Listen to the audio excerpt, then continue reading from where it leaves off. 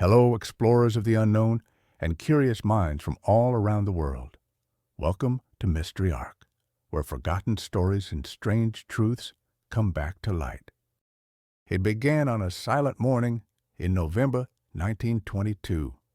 In the Valley of the Kings, under the searing Egyptian sun, British archaeologist Howard Carter stood before a sealed stone doorway. Behind it, he believed, lay something the world had never seen: the untouched tomb of the boy Pharaoh, Tutankhamun.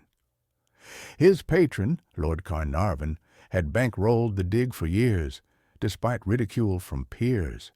Now, at the edge of discovery, tension hung in the air.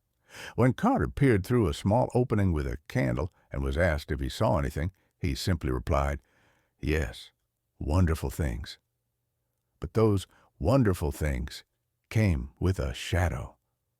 A few months after the tomb's official opening, Lord Carnarvon died suddenly. A mosquito bite on his cheek had become infected. He developed sepsis and died in Cairo on April 5, 1923. That same night, all the lights in Cairo reportedly went out. Back in England, his dog howled and died at the exact same moment, and that was just the beginning. Newspapers worldwide seized on the idea of a curse. The tomb, they claimed, had been protected by ancient magic. Carter denied it, but the deaths mounted. As the golden treasures of Egypt were removed from their eternal home, something older and darker seemed to stir. Was it coincidence? Or had a line been crossed that should have remained untouched for 3,000 years? In the decade following the tomb's opening, over 24 people associated with the excavation died under odd or abrupt circumstances. Among them, George J. Gould, a wealthy American visitor, developed a fever immediately after entering the tomb and died days later. Arthur Mace, a key member of Carter's excavation team, suffered a mysterious illness and died in 1928. Sir Archibald Douglas Reed, who X-rayed Tutankhamun's mummy, fell sick the next day and was dead within weeks. Aubrey Herbert, Carnarvon's half-brother, died shortly after, suffering from blood poisoning. Some cases were natural, others baffling. Carter himself never believed in the curse. He lived until 1939, but even he kept quiet when a cobra, symbol of the Egyptian monarchy, slithered into his home and killed his canary shortly after the tomb was opened. In ancient Egypt, the cobra was the protector of the pharaohs. Was it a message? Modern statisticians argue that 25 deaths over a decade isn't unusual. But the pattern, the symbolism, the timing, they unsettled even the skeptics. Sir Arthur Conan Doyle, creator of Sherlock Holmes, publicly suggested that ancient priests had conjured spiritual revenge. Perhaps it wasn't poison or bacteria, but something older, something bound to the tomb for millennia, finally set free.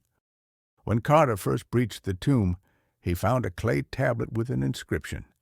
The full translation has been debated, but some say it read, "Death shall come on swift wings to him who disturbs the king's rest."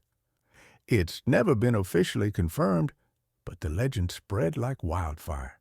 Ancient Egyptians believed deeply in the power of curses, protective deities, and magical rites. Tombs weren't just burial places. They were carefully guarded portals between worlds. Protective spells from the Book of the Dead were often inscribed to ward off intruders. The tombs were aligned with astronomical precision, sealed with symbolic objects, and infused with sacred rituals.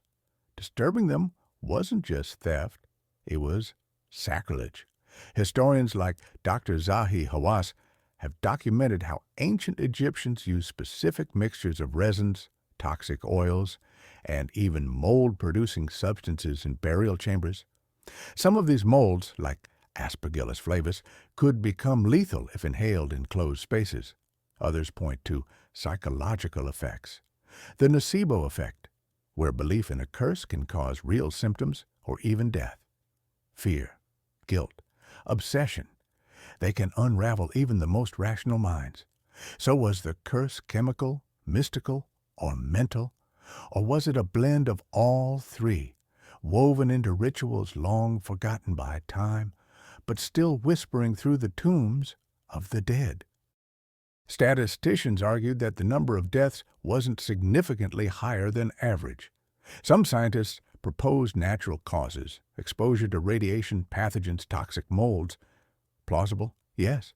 But this wasn't about numbers. It was about timing, patterns, the strange feeling that every door opened in the tomb slammed shut somewhere else, with a price.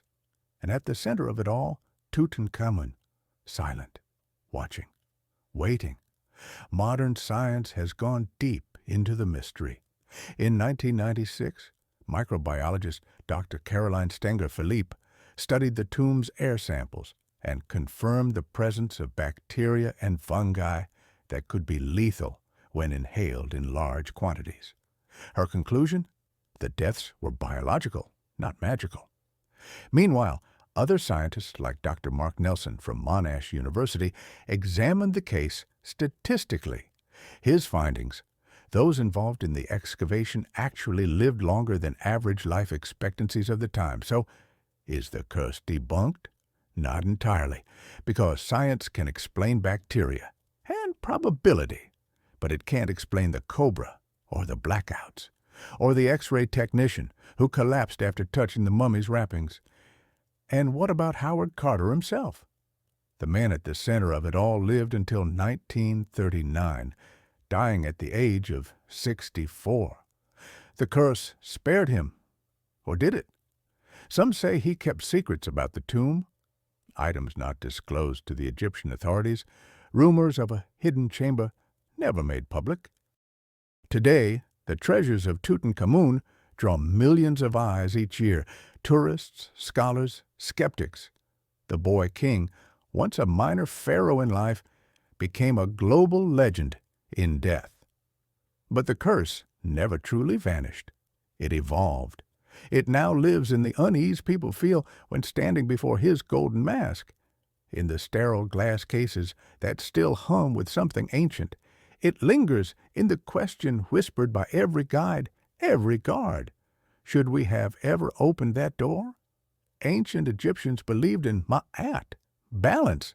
To disrupt the dead's rest was to unbalance the world. Whether the curse was real, psychological, or simply narrative coincidence, it forces us to look at the past not as a playground for discovery, but as a place of power. Power that demands respect. Because some tombs may hold more than bones and gold. They may hold something far older and far less willing to forgive. Was he protected or punished in another way? Thanks for watching, explorers. If this mystery sparked your curiosity, don't forget to like, subscribe, and follow the Ark. See you in the next Enigma.